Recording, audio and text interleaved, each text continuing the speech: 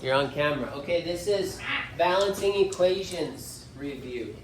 The first thing you need to know when you're doing equations is you need to know which elements are diatomic. We just yelled at each other, the super 7. So you have a hockey stick, nitrogen, oxygen, fluorine, chlorine, bromine, iodine. This 6 elements is the hockey stick. And the puck is hydrogen. So there are 7 of them, the super 7.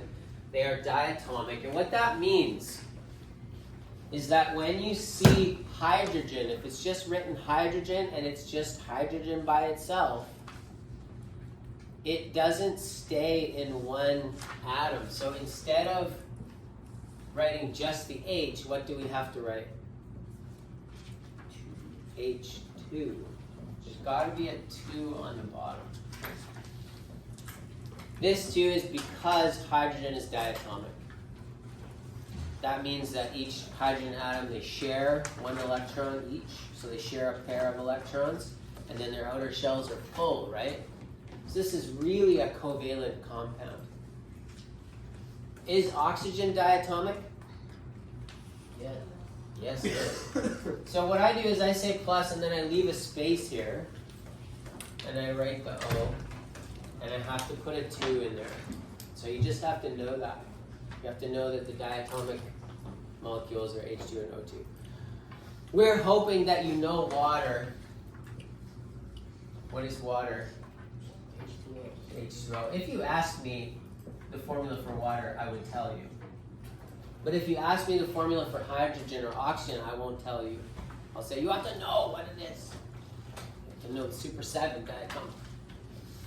I've left spaces in the front of all my formulae. Why did I leave those spaces?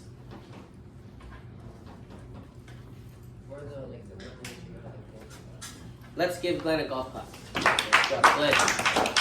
Because we're going to have to balance this equation. So this equation is correct, but there's a problem with it, right? What's the problem? Well, yeah, the oxygen is kind of a problem. What about the oxygen as a problem? How many do we have in our reactants? 2. By the way, these are called reactants. This is what we start with.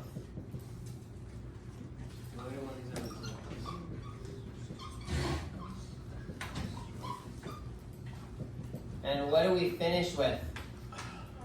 The products. So this is the products.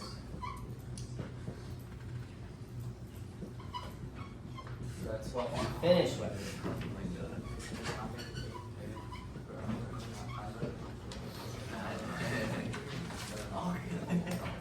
Do atoms, Khalil, do atoms pop out of thin air? Yeah. Yes, they do. No. Wait. No. Actually, sometimes they do, so I shouldn't say that. Oh. But only in nuclear reactions. They don't. Well, I don't think atoms would ever. For you guys, atoms are not created out of nothing. And do they ever just disappear and become nothing? No. So we have 2 oxygen atoms in the beginning, and how many are in our products?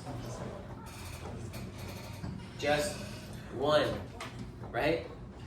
There's not a 1 written here, but this means there's 1 oxygen. So if I got 2 oxygens in the beginning and I only have 1 at the end, that's a problem. That's like, it does not work in our universe. Maybe in some other universe it does, but not here. So we have to balance the number of elements of each thing. So what's your first inclination? How do you balance this 1 oxygen and these 2 oxygens? If you make, can I just write a 2 here? No. Why not? Damien, say that one more time. It's changing the compound. We cannot change the compound. Hydrogen and oxygen, when they mix, they become water. So we can't mess with that. But we can make more than 1 molecule of water. Okay, so what if I put a 2 here? Are my oxygens now balanced? How many oxygens in my product? And how many oxygens here? Good.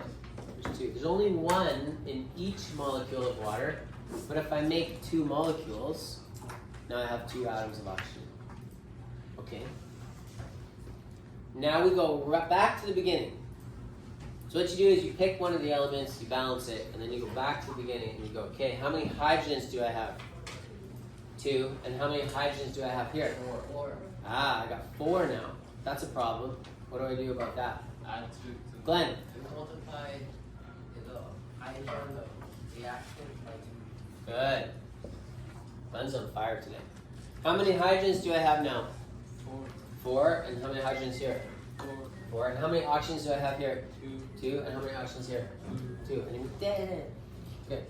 So that's how you balance. Now, there's a couple more details to that. If it says iron 3, like instead of oxygen I had iron 3 sulfate, let's say. What does that 3 tell you? Does anybody know? Mateen. Good. That 3 tells you the. Hey, Leo. This 3 tells you the ionic charge that the iron is using. So when you write the formula for this, you're going to say, well, that's iron plus 3 and sulfate is minus 2, I think. Can somebody confirm that for me on the back of your periodic table? Sulfate is SO4, but is it minus 2? Yeah? Okay. So this compound would be what? Is that right? Wait, okay, let me bounce it out. You guys know how to do this? SO4 plus 2H2. Good. This 2 has to come here and this 3 has to go there. So this would be 2 SO4, but there's 3 of them. And then you have to balance it like that. Well, that's what I got. So it can get a little bit tricky. We'll do more of this next day. I just posted the key for the booklet. So if you're going through and you're like, I think I got it right, check the key and mark it yourself. And then if you have questions, bring them to me next day. And next day we'll do a lab on types of reactions.